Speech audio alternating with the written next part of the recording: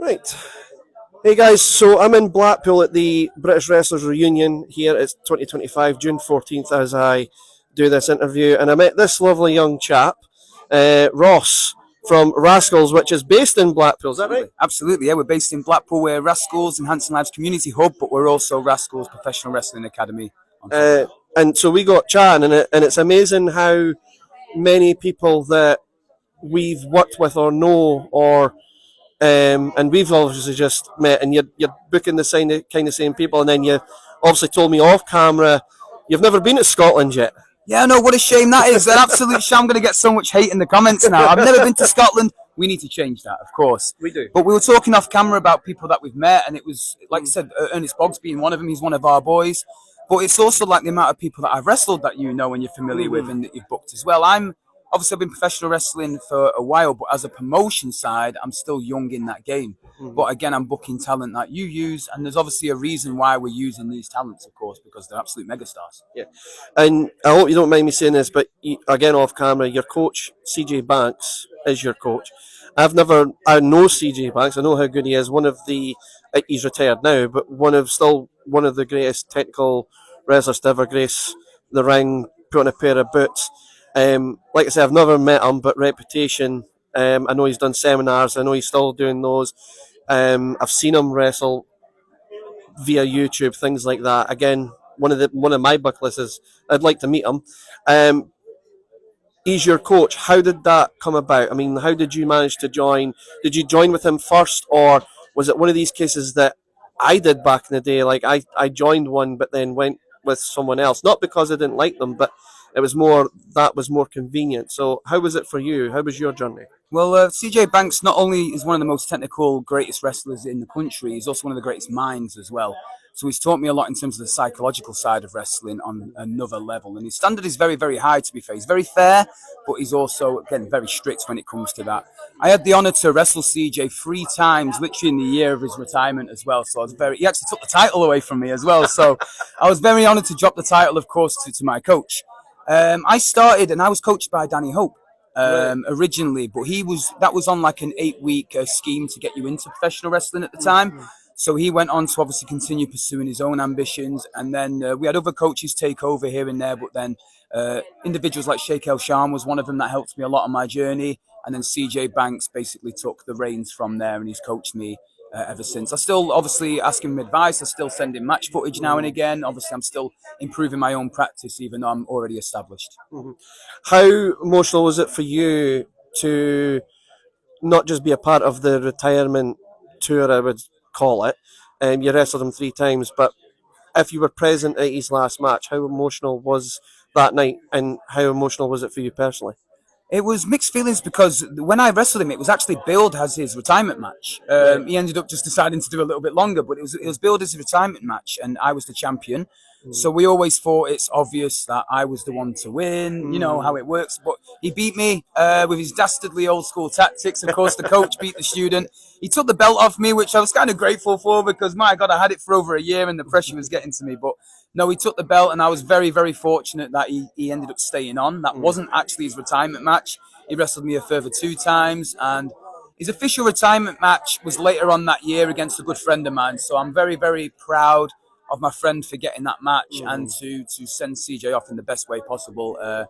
It was emotional, but it was CJ's time, and CJ's very, very passionate about the next generation, and that's what obviously today's about as well. It's about the passion of what we had in the past versus what we're bringing in the future, and CJ is very, very passionate about keeping professional wrestling well and truly alive. And how long, obviously, like others, you were training yourself at one point. How long between the gap before you thought, I'm going to open my own promotion, I can do this, and then I'm going to do that? How long was that gap? Like, or when did you know that you wanted to do that? It was all an accident. It's crazy. So I started. I like when they happen. It's a very good accident. Everything's an accident. I started wrestling. I did the 8-week, it was like a white collar program where you wrestle a professional. I had at the time a 15-year judo background. I've now been doing it for like 20 years. So the judo well and truly helped in establishing a character, a persona, but also the fundamentals and the psychology of realism. So judo is very, very real. You know, it's very gritty.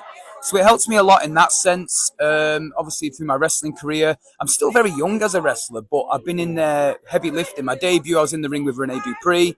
I've been in there with Joe Hendry as my singles debut. So I've done some heavy lifting very early on. And then I was very fortunate to have my own judo academy. And then we were delivering sports camps. And I wanted them to be different. So I wanted to introduce professional wrestling to our sports camps. And then everything was a happy accident. We bought a wrestling ring specifically to accommodate that. And then there was the whispers from the parents, you should open up a wrestling academy. And I said no, because again, I had my own doubts. I was like, well, I'm still young in the business. There's people who've been doing it a lot longer. Am I credible enough? And I thought, you know what, I am. 20 years of judo behind me. Of course I'm credible enough. We originally opened it up for children.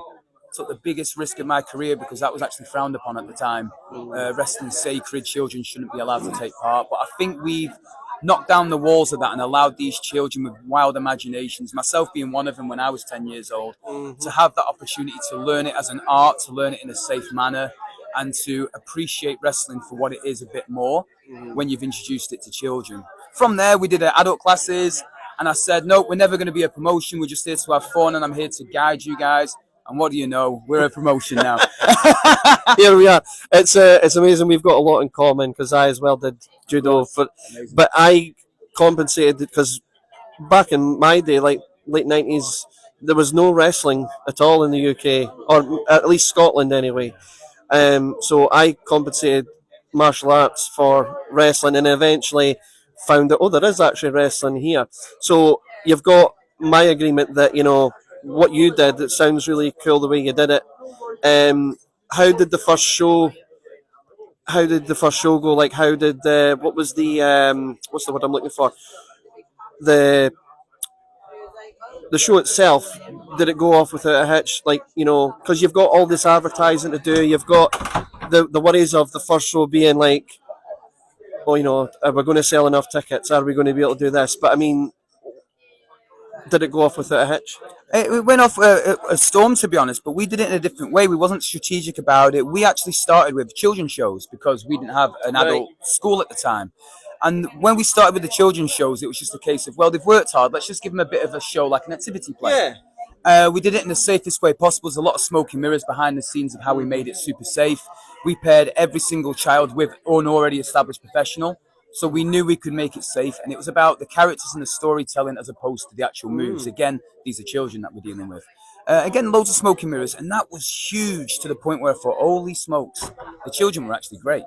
So we kept ongoing storylines. And I know there's been other promotions since in kids shows, but I believe we're the only children's ongoing storyline program in the entire world.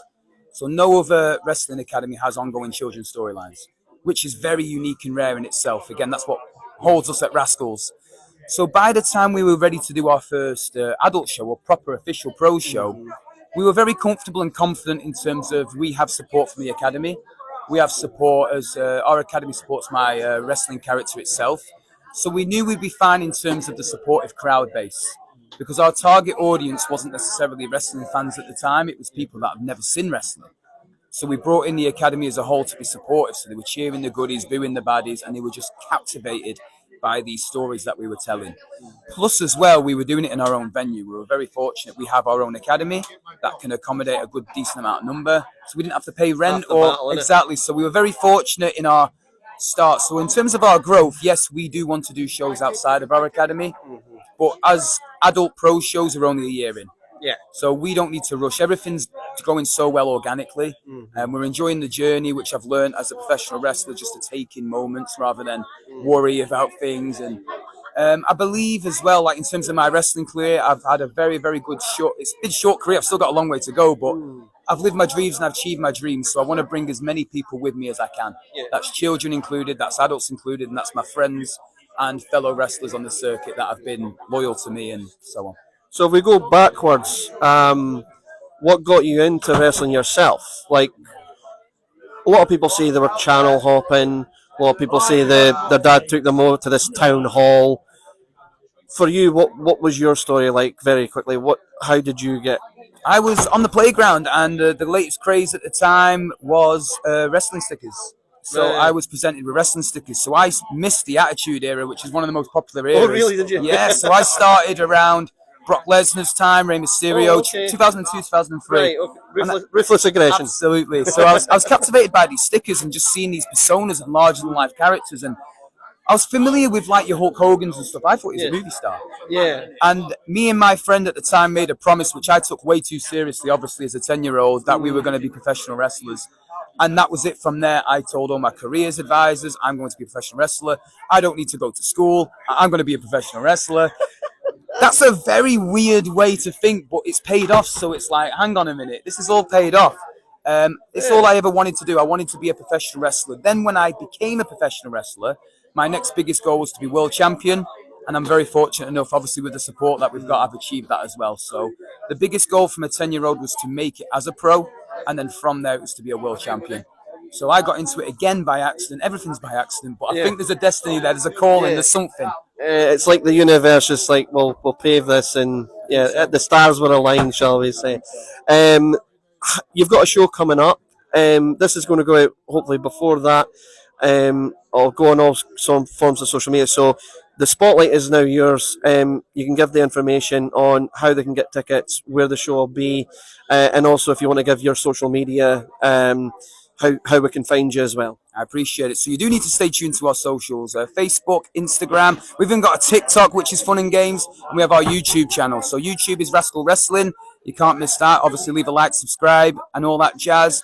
Instagram and Facebook is Rascal's Professional Wrestling Academy in Blackpool. That's all our information and shows and how to get tickets are on there as well. Our next pro show is actually billed as a mega pro show because of the stories that we're telling and the talent that we've got involved with that. So that will be July 20th at our academy in Blackpool, headlined by myself, with a very, very different demeanour. I won't be smiling. I'm a bit of a bad guy nowadays, my friend. I'm a bit of a bad guy. I'm taking on Ernest Boggs for the first time ever. We've unveiled a championship. It's the Rascals Heavyweight Championship. So there's obviously going to be the first time winner of that. The show will also feature first ever time matches. We've also got matches like Shea Monet versus Martin Kirby, which is an absolute showstopper. We've got Dan Evans in there with a solid up-and-comer called Jordan Kane. And we've got our trainees on that bill as well, local Blackpool lads, the Seal Boys and Deathmark, in our first ever stipulation match. So it's our WrestleMania, it's our Super Bowl, this pro show. It's a mega pro show, so we've got the big matches, the first time evers, and the crowning of the first ever Rascals Academy champion. And Shea Monet is not one you want to miss. I can vouch for that firsthand on how good, and Martin Kirby as well. To be fair, Martin Kirby is probably on a CJ Banks level, So yeah, Ross, thank you very much for your time. All the best with your shows. All the best with the academy. All the best with your mega pro show as well. And thank you again for your time. Right, we'll be back next week with another special guest, CPW's own Lindsay Jordan. So until then, we'll see you again. Thank you.